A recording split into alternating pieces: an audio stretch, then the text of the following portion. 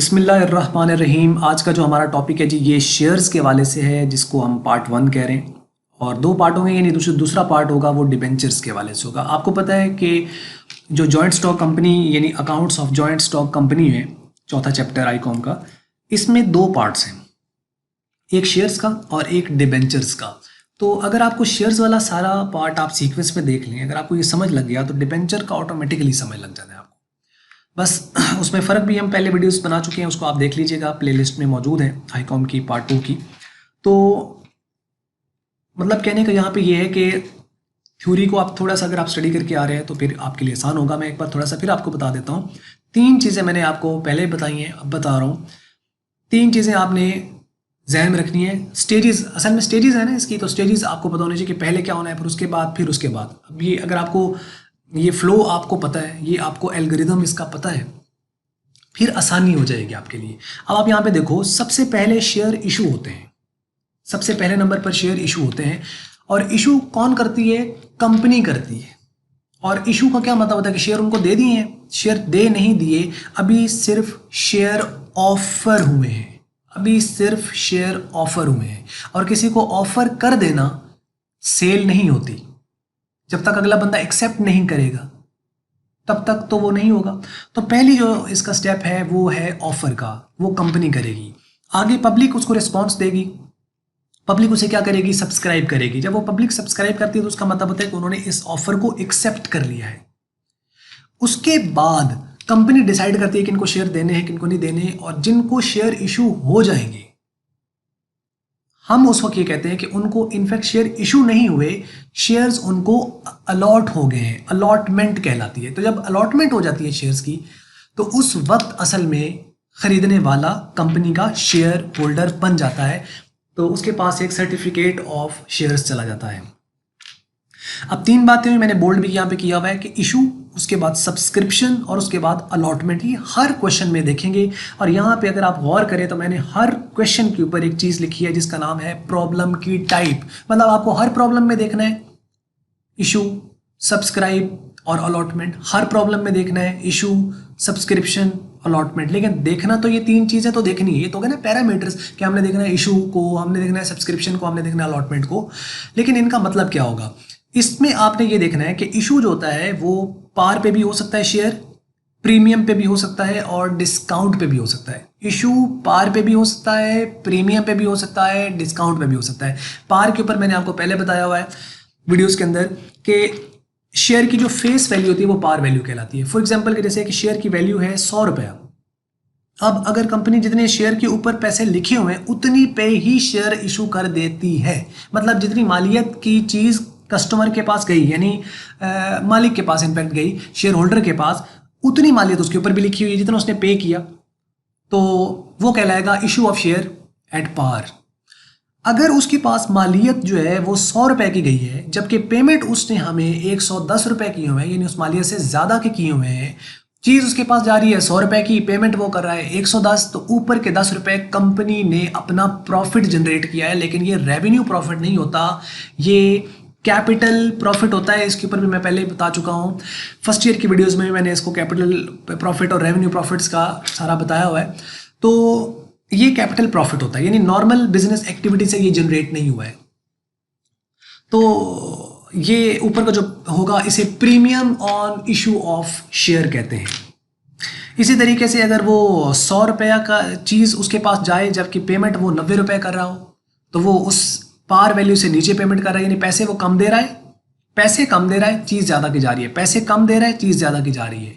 इसे कहते हैं इशू ऑफ शेयर डिस्काउंट। तो उसमें जो 10 रुपये है वो एक शेयर के ऊपर डिस्काउंट है, जिसे हम डिस्काउंट और इशू ऑफ शेयर कहते हैं। और ये हमारा डेबिट होता है। डिस्काउंट डेबिट होता है और प्रीमियम क्रेडिट होता है। डिस्काउंट डेबिट होता है, प्रीमियम क्रेडिट होता है। Discount debit, premium credit. क्यों?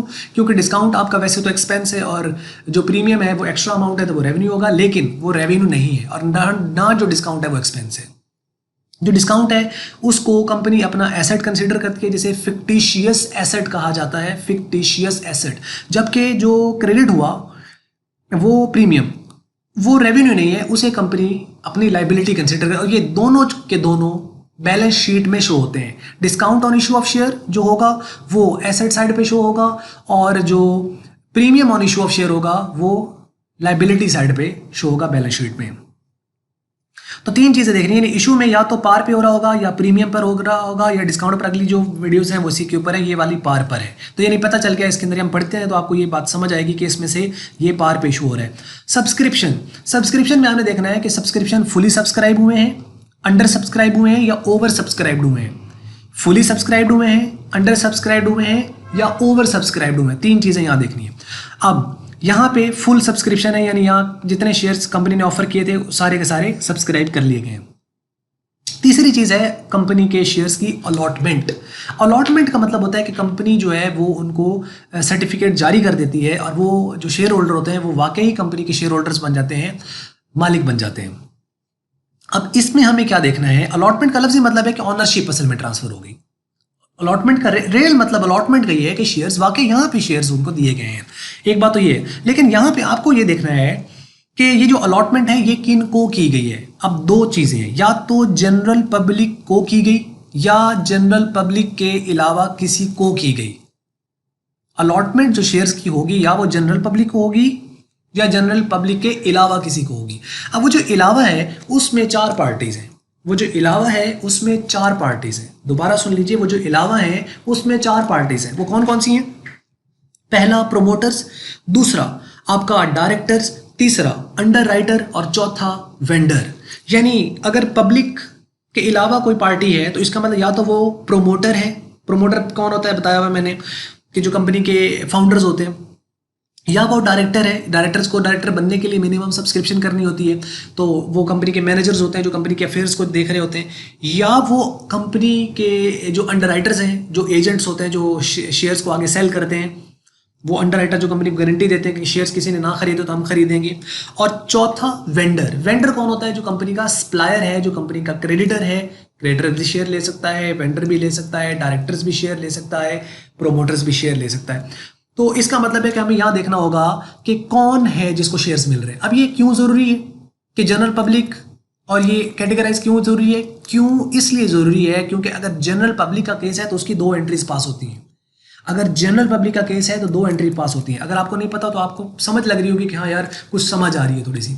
जनरल पब्लिक के केस में दो एंट्रीज पास होनी है क्योंकि इनसे एप्लीकेशन रिसीव होती है पहले। बाकी एप्लीकेशंस नहीं देते, उनको डायरेक्टली शेयर्स इशू हो जाते हैं। बाकी इसलिए मैंने कहा या वो पब्लिक होगी या पब्लिक के अलावा होगी, या वो पब्लिक होगी या पब्लिक के अलावा। अगर तो पब्लिक के अलावा है तो एक एंट्री, पब्लिक वाले हैं तो दो एंट्रीज, पब्लिक वाले हैं तो दो एंट्रीज, पब्लिक के अलावा है तो एक एंट्री। तो सब्सक्रिप्शन या फुल होगी या ओवर। अगर तो ओवर है तो उसमें आपने ऊपर के पैसे वापस कर देने। अगर ओवर है तो ऊपर के पैसे कंपनी वापस कर देगी, और कंपनी को सैंक्शन ये है, लॉ ये कहता है कि 10 दिन के अंदर अंदर, यानी जब पेमेंट आपने रिसीव किया तो 10 दिन के अंदर अंदर आपने उसको पेमेंट वापस करने होते हैं, पैसे एक्स्ट्रा जो है। और अगर अंडर सब्सक्रिप्शन होगी तो उसके केस में अगर तो मिनिमम सब्सक्रिप्शन आपको चाहिए, यानी कम से कम इतने सब्सक्राइब होने चाहिए, तो उस पर तो ऑब्वियसली कौन खरीदेगा? अंडर राइटर खरीद लेगा। अगर अंडर राइटर नहीं लेता, मतलब जरूरत नहीं है, या आपकी मिनिमम सब्सक्रिप्शन पूरी हो गई है, तो फिर कंपनी उनको री इशू बाद में कर सकती है। तो डिपेंड करता है कि अंडर राइटर दिया हुआ है तो हम अंडर राइटर को अलॉट कर देंगे, नहीं दिया हुआ तो बस ठीक है। लेकिन ओवर में तो आपको पैसे वापस करने ही करने, चाहे वो कहे चाहे वो ना कहे। तो ये है इसके अंदर।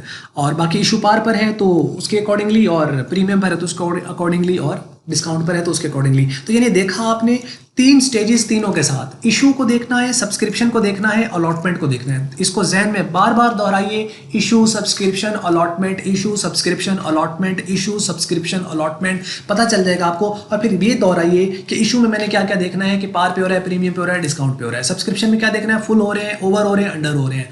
और अलॉटमेंट में क्या देखना है? पब्लिक या पब्लिक के अलावा, पब्लिक या पब्लिक के अलावा। अगर पब्लिक के अलावा तो चार पार्टीज कौन सी हैं? वो आपका एक प्रोमोटर, एक डायरेक्टर, एक अंडर राइटर और एक वेंडर। इन चारों में से कोई एक होगा। आप ये क्यों कैटेगराइज कर रहे हैं? इसलिए कर रहे हैं क्योंकि एक एंट्री पास होती है। इन चारों के केस में एक एंट्री पास होती है और दूसरे के केस में दो एंट्रीज होती है। वो दो क्यों है? क्योंकि एप्लीकेशंस आती हैं, तो एक एप्लीकेशन की होगी और एक एप्लीकेशन को कैंसिल करके उसकी शेयर्स की होगी। अब ये अगर आपको सारी बात समझ लग गई है ना, तो प्रॉब्लम मैं शुरू करूं। अक्सर को ना वैसे यहाँ एतराज होता है थोड़ा सा, पता नहीं मुझे क्यों लगता है कि ये चीज़ ज़रूरी होती है। अब 10 मिनट हो गए, मैंने अभी प्रॉब्लम स्टार्ट ही नहीं की है। कुछ को होता है कि जी सीधी प्रॉब्लम कराएं जी, क्या बीच में ये बातें बीच में। अब ये ये बड़ी ज़रूरी है। अब इनको बातों को हम नहीं करेंगे तो बात पल्ले नहीं पड़ेगी। मैं सीधी करा दूंगा यहाँ से जी, जैसे होता है कि कुछ पता ही नहीं होता तो वो समझ ही नहीं आता है। लेकिन अगर आपको ये 10 मिनट आपने गौर से सुना है ना, तो इसका मतलब आपको वीडियो एक तो अच्छी लगी है, दूसरा आप इंटरेस्टेड हो और आप तभी तो अभी तक सुन रहे हो। तो इसका मतलब ये हुआ कि आपको समझ भी आई होगी, वरना 10 मिनट कैसे गुजर गए पता भी नहीं चला होगा। अब हम प्रॉब्लम को जब स्टार्ट करेंगे ना, तो आपको ये ऐसे लगेगा हाँ तो कुछ भी नहीं है यार, बल्कि आप सॉल्व हो गई। अब ये जो बात मैंने 10 मिनट पहले बताया ना, ये ज़्यादा इंपॉर्टेंट थे अभी के जो शुरू हो रहे हैं, क्योंकि अभी वाला तो आपको ऑटोमेटिकली खुद हो जाएगा करें। तो आइए हम शुरू कर लेते हैं। बात करते हैं जी सुहेल लिमिटेड। ये पहली प्रॉब्लम है, वैसे बुक के अंदर कहीं ना कहीं ये सुहेल अफजल से मैं पढ़ रहा हूँ। और दूसरी बात ये है कि वेरी कर सकते हैं, आपने सिर्फ उसको अंडरस्टैंड करना है कि असल में, क्योंकि इन चीज़ों को देखना है, बाकी क्वेश्चन जहाँ से मर्जी आ जाए, कुछ भी आ जाए। तो Suhel limited was registered with an authorize capital of 40,100,000। ये उसके 40,100,000 यानी 40 लाख रुपया उसको ऑथराइज है, 40 लाख रुपया। Divided into 4 lakh ordinary shares. Ordinary share यानी इक्विटी शेयर्स, अब सारे यही होते हैं तो शेयर्स आप कहेंगे, इक्विटी शेयर कह लें, ऑर्डनरी शेयर कह लें या खाली शेयर्स कह लें। 4 लाख शेयर्स इशू हुए हैं ऑफ ₹10 ईच। ये जो 10 ईच लिखा होता है ना, असल में ये पार वैल्यू होती है शेयर की। ये जो 10 ईच लिखा होता है ये उसकी पार वैल्यू होती है। तो इसी पार वैल्यू को हम नंबर ऑफ शेयर्स के साथ मल्टीप्लाई करते हैं तो टोटल अमाउंट आ जाती है। यानी 40 लाख कैसे आया, 4 लाख को 10 लाख से मल्टीप्लाई करें, या ये 4 लाख कैसे आया, इस 40,000 जो रुपया 40 लाख रुपया है, इसको आप 10 पे डिवाइड कर दो तो ये 4 लाख आ जाएगा। वो कहते हैं अच्छा अब ये ऑथराइज कैपिटल बता दिया। अब तक उसने हमें क्या बताया, ऑथराइज्ड कैपिटल। उसके बाद आगे देखिए, कहता है the company issue 2 lakh ordinary share. Issue कितने कर रही है कंपनी, 2 लाख। अलाउ उसको कितने हैं, 4 लाख, और इशू क्या कर रही है, 2 लाख, यानी 50% उसका वो इशू कर रही है। तो ordinary share to the general public for the subscription at par value on the 1 जुलाई 2005। ये वो जनरल पब्लिक को कर रही है for the subscription at the par at 1 जुलाई 2005, 1 जुलाई 2005 को ये उसने इशू कर दिए। इशू कर दिए का मतलब क्या है कि पैसे आ गए, नहीं पैसे नहीं आए, अभी तो कंपनी ने ऑफर किया है। पैसे यहाँ आएंगे सब्सक्रिप्शन के केस में, जब वो सब्सक्राइब करेंगे तो पैसे आएंगे। Subscription was fixed as 15 July. Subscription की जो डेट थी, लास्ट जो डेट थी वो 15 जुलाई थी। Pass the entries in the books of company if application for 2 lakh shares were received. ये यहाँ पे शुरू में रुपीस नहीं है, ये फॉर 2 लाख शेयर्स रिसीव, यानी 2 लाख शेयर जो हैं उसकी एप्लीकेशन हमारे पास आ गई हैं। और शेयर कहता है जी 31 जुलाई 2005 को अलॉट कर दिए गए हैं, यानी उनको अलॉट कर दिए मतलब उनको शेयर्स दे दिए। और उसके बाद also show the figures would appear in the balance sheet of the company. और आपने यानी एंट्रीज भी पास करनी है, जर्नल भी बनाना, और इसका और यही इसकी रिक्वायरमेंट है, या तो खाली जर्नल आता है किसी का, या फिर जर्नल के साथ बैलेंस शीट आ जाती है। बहुत आसान चैप्टर है, लेकिन ये अक्सरियत को समझ नहीं आता। उसकी वजह ये होती है कि सीक्वेंस हम नहीं बना पाते इस चीज़ पे, तो फिर मिक्सअप हो जाता है। तो इसलिए ये अक्सर छुड़वा देते हैं ये वाला चैप्टर कि कंसाइनमेंट कर लो बेटा और उसके बाद सिंगल एंट्री करो और डेप्रिसिएशन और उसमें से आ जाएगा। तो ये भी इतना मुश्किल नहीं है, ठीक है। मैं समझता हूँ ये बहुत आसान है अगर इसका थोड़ा सा सीक्वेंस हो तो। एनीहाउ आइए इसको आप देख लेते हैं। सोल्यूशन नीचे है। आप देखो कि एक तो डेट, डिटेल और लेजर फॉल्यू खाली हम छोड़ देते हैं, इसको आपको पता है फर्स्ट ईयर में इसमें लेजर का नंबर लिखा जाता है, और ये डेबिट अमाउंट और क्रेडिट अमाउंट। और सबसे पहले ट्रेडिशनल यही है कि साल लिखना है, फिर मंथ लिखना है, फिर डे लिखना है, लेकिन आप उसको लिख दो तो दैट्स ओके, कोई इतना वो नहीं होगा। लेकिन ये है कि आप इसी को फॉलो करें तो ज़्यादा बेहतर है, साल फिर मंथ फिर डे, और डेबिट और क्रेडिट जो कि बेसिक्स आपको पता है। अब एंट्री हम पास करेंगे तो अब आप सोचो कि जब ये सबसे अच्छा एक चीज़ मैं आपको यहाँ बता दूँ, ऑथराइज्ड कैपिटल और इशूड कैपिटल की कोई एंट्री नहीं है, इसकी ना सोचते रहना। ऑथराइज्ड इंफॉर्मेशन के लिए और इशू भी जस्ट ऑफर किया गया ना, उसके मतलब ये कोई ट्रांजैक्शन थोड़ी है, ना कोई ये ट्रांजैक्शन है और ना कोई ये ट्रांजैक्शन है। तो ट्रांजैक्शन होगी तो उसकी एंट्री पास होगी, तो ये तो ट्रांजैक्शन ही नहीं है, ये तो जस्ट एक इंफॉर्मेशन है, और जो जस्ट इंफॉर्मेशन होती है उसकी एंट्री नहीं होती। ऑथराइज्ड की कोई, ऑथराइज्ड कैपिटल की कोई एंट्री नहीं होगी, इशूड की तो लिहाजा ये तो दो छोड़ो ना जी, तो छोड़ दें, नहीं छोड़ ना दें, ये दोनों बैलेंस शीट में जाएंगे। इसका मतलब है ये ऑथराइज कैपिटल और इशूड कैपिटल सिर्फ बैलेंस शीट में होना है, एंट्री में तो होना नहीं। तो यहाँ तक मेरे ख्याल है काफ़ी हद तक बंदे अच्छा चलो दो तो गए ना, एंट्री इनकी नहीं होनी, ये बात सहन में रहे कि यानी ऑथराइज की कोई एंट्री नहीं है और इशूड की भी कोई एंट्री नहीं होनी। तो इसका मतलब बात कहाँ से शुरू होगी, सब्सक्राइब्ड से। तो सब्सक्राइब कितने हुए, एप्लीकेशन कितने की आई हैं, 2 लाख की, यानी कि जिनकी एप्लीकेशन आती है असल में वो सब्सक्राइब होते हैं, जिनकी एप्लीकेशन आती है असल में वो सब्सक्राइब होते हैं। तो ये 2 लाख शेयर्स की एप्लीकेशन आई हैं और एक हमने कितने का दिया है, 10 का। ऐसा है तो इसका मतलब बन गया 20 लाख रुपया। तो 10 से मल्टीप्लाई कर देंगे, जितने नंबर ऑफ शेयर्स होंगे उसको ईच शेयर की पार वैल्यू के साथ, पार पे हम इशू कर रहे हैं असल में, वो आपको शुरू में बताया हुआ है कि पार पे है, क्योंकि उसने अगर डिस्काउंट या प्रीमियम पर होता तो जरूर मेंशन करता, क्वेश्चन साइलेंट है तो इसका मतलब ये पार पे इशू हो रहा है। तो अब होगा क्या, बैंक में पैसे आएंगे तो बैंक हमारा एसेट होता है, तो एसेट बढ़ता है तो डेबिट होता है, तो क्या कर देंगे हम, बैंक अकाउंट को डेबिट कर देंगे और शेयर एप्लीकेशन अकाउंट, यानी ये शेयर्स की एप्लीकेशन है, ये कंपनी पर लाइबिलिटी है। कंपनी पर लाइबिलिटी क्यों है, क्योंकि कंपनी ने पैसे लिए हैं और उसके बदले में अभी कंपनी ने उनको कुछ दिया नहीं है, तो या तो ये पैसे वो वापस करेगी या उसके बदले में कुछ देगी। अभी कंपनी ने कुछ दिया नहीं, इसलिए शेयर एप्लीकेशन कंपनी पर लाइबिलिटी, इस वजह से ये क्रेडिट हो रही है। नीचे नरेशन है, being share application money receive, ये उनको पैसे मिले 20 लाख 20 लाख। अब चूंकि ये हो गया, ऑथराइज की कोई एंट्री नहीं है, इशू की कोई एंट्री नहीं है, तो सब्सक्रिप्शन की होगी। आगे अलॉटमेंट की है, तो जब अलॉटमेंट होगा तो अब ये वाली जो लाइबिलिटी है ये कंपनी पर से खत्म हो जाएगी। जब ये खत्म हो जाएगी तो ऑब्वियसली ये फिर डेबिट होगी। जब लाइबिलिटी कम होती है तो डेबिट होती है, तो यही शेयर एप्लीकेशन अकाउंट क्या होगा, डेबिट हो जाएगा। तो क्या बैंक क्रेडिट हो जाएगा, नहीं, ये तो फिर बैंक तो तब क्रेडिट होगा जब हम पैसे वापस कर दें, लेकिन हम तो उनके बदले में शेयर्स दे रहे हैं। तो जब शेयर्स दे रहे हैं तो वो असल में कैपिटल है, तो कैपिटल क्रेडिट होता है। ये बिल्कुल वही है, जैसे ये देखें ये कट गया, एप्लीकेशन क्रेडिट और ये डेबिट ये कट गया, तो क्या एंट्री क्या बच गई, bank account to share capital account.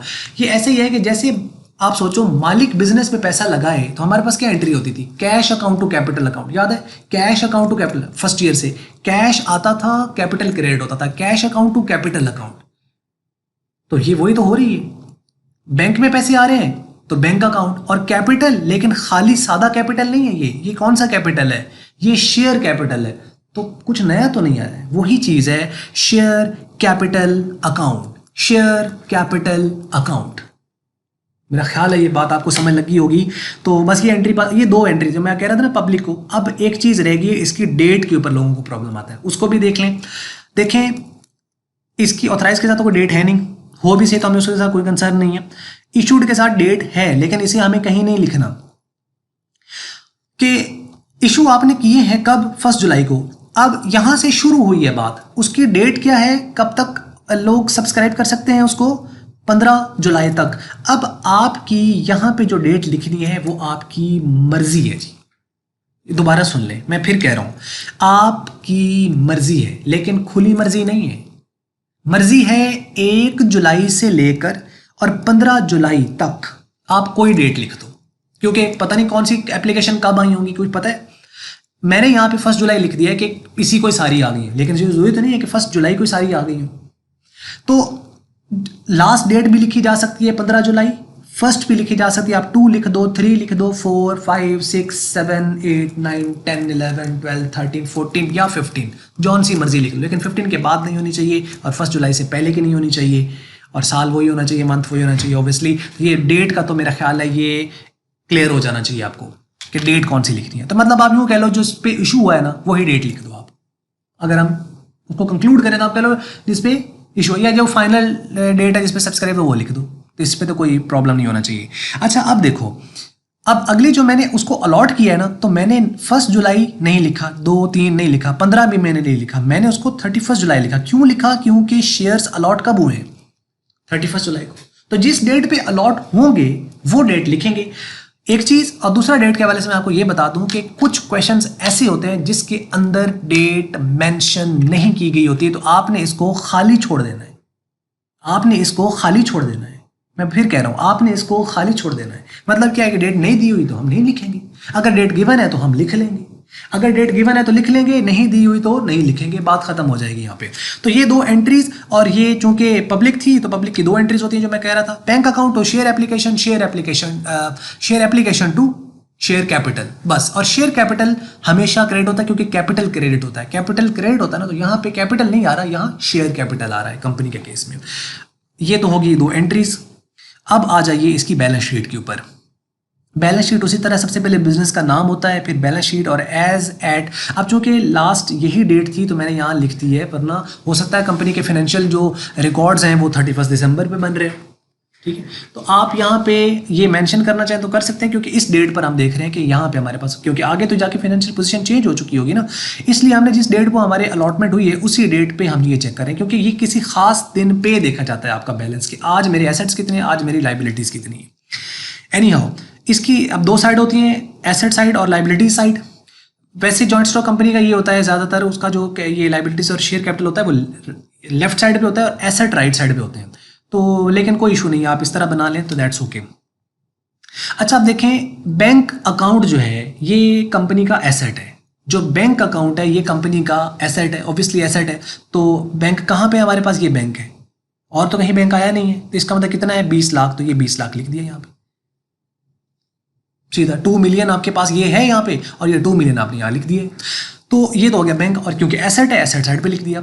दूसरी तरफ आपने याद रखना है, ये पहली प्रॉब्लम है मैं इतनी डिटेल में बता रहा हूँ, दूसरी तीसरी चौथी में तो ये बातें मैं इस तरह डिटेल में नहीं बताऊंगा। तो 3 चीजें हैं लाइबिलिटी साइड पर। पहले आपने ऑथोराइज्ड कैपिटल लिखना है, उसके नीचे आपने इशूड कैपिटल लिखना है, उसके नीचे आपने subscribed and paid up capital लिखना है। इसके ऊपर मैं पहले वीडियोस बना चुका हूं, मैंने बताया मैं ये सारे कि ये क्या है। अगर नहीं देखी तो उस वीडियोस को देखें ताकि आपको इनके बारे में आइडिया हो जाए कि असल में ये होते क्या है। ऑथोराइज्ड कैपिटल सबसे टॉप पे, उसके नीचे इशूड कैपिटल और उसके नीचे subscribed and paid up capital. अब ये दोनों इन्फॉर्मेशन के लिए होते हैं, लिहाजा इनके नीचे एक लाइन लगाई गई है, और उसके बाद बाकी ये जो रकम है असल में ये जो ऑथराइज्ड कैपिटल होगा, जो इशूड कैपिटल होगा, ये ना किसी में ऐड होगा ना ये सब्ट्रैक्ट होगा। वरना आमतौर पे तो यूँ होता था ना, लाइबिलिटीज का साइड टोटल कर लो तो इसका मतलब फिर तो बन रहा है 40 लाख 20 लाख 60 लाख और ये 80 लाख, तो ये 80 लाख आ रही है 20 लाख आ रही है, तो बराबर आ ही नहीं रही है। ये दोनों के दोनों जो है ये जस्ट फॉर इन्फॉर्मेशन है, इन्होंने किसी में ऐड नहीं होना, ये कोई ट्रांजेक्शन नहीं है, इसी वजह से ये जर्नल में भी नहीं आए हैं। मैंने बताया ऑथराइज की कोई एंट्री नहीं है, इशूड की कोई एंट्री नहीं है, ठीक है। अब ऑथराइज, और इसको आपने अंडरलाइन कर देना है, इसके नीचे आपने सिंपल ये लिखना है इतने शेयर इतने का एक, इतने शेयर इतने का एक। तो कितने शेयर से, 4 लाख शेयर्स थे और 10 का एक था, तो मल्टीप्लाई कर दो तो 40 लाख आ गया। इसके नीचे लाइन लगा देनी है। उसके नीचे इशूड आ गया, ये कितने शेयर्स हैं, 2 लाख शेयर्स हैं और कितने का एक है, 10 का एक है। कितने शेयर्स हैं, 2 लाख और 10 का एक है, तो मल्टीप्लाई कर दो तो 20 लाख आ गए, तो 20 लाख यहाँ पे आ जाएगा। इसी तरह सब्सक्राइब्ड, और ये भी ऐड सब्ट्रैक्ट नहीं होना इशूड भी किसी में। सब्सक्राइब्ड बाज़ दफ़ा किताबों में issued subscribed and paid up इकट्ठा लिखा होता है, क्योंकि ये दोनों सेम है ना, बल्कि तीनों सेम है, तो आप इकट्ठा लिख दो तो कोई मसला नहीं है। Issued subscribed and paid up capital को एक साथ भी लिखा जा सकता है, लेकिन आपने इसी सीक्वेंस को फॉलो करना है, क्योंकि बाज़ केस ऐसे आएंगे जिसमें इशूड और होगा और सब्सक्राइब्ड और होगा, तो वहाँ फिर प्रॉब्लम करेगी। इसलिए हम शुरू में ही अलग अलग रहें तो बेहतर नहीं है। जो कल जो अलग होना है उससे बेहतर नहीं है कि आज ही अलग हो जाए, इसलिए आज से इसको अलग रखो। इशूड आ गया और उसके बाद subscribed and paid up capital. यहाँ पे आपके पास ये 2 लाख है और शेयर इतने ही सब्सक्राइब हुए थे सारे के सारे, क्योंकि फुली सब्सक्राइब हो गए थे, तो 10 से मल्टीप्लाई करते तो 20 लाख। अब ये देखें 20 लाख ये 20 लाख ये दोनों साइडें बराबर है, ये बैलेंस शीट आपकी बन गई। ये थी एक वीडियो जो कि बड़ी मुख्तसर रन होनी चाहिए थी, लेकिन ये 24-25 मिनट पर पहुंच गई। उसकी वजह यह है कि डिटेल जो इसके अंदर बता दी गई है, मेरा ख्याल अगर आपको ध्यान से सुन लिए ना तो शेयर्स वाला सेक्शन हमारा ख़त्म हो चुका है। मैं तो ऐसे स्टूडेंट्स जो मेरे पास पढ़ते हैं, यानी हो जो जिनको मैं पढ़ा रहा हूँ या पढ़ाते हैं हम लोग सारा, उनमें मैंने कभी उनको इस तरह नहीं कराया कि एक एक क्वेश्चन कराऊँ। मैं सिर्फ उनको एक हिंट देता हूँ, क्वेश्चन आगे खुद होते हैं।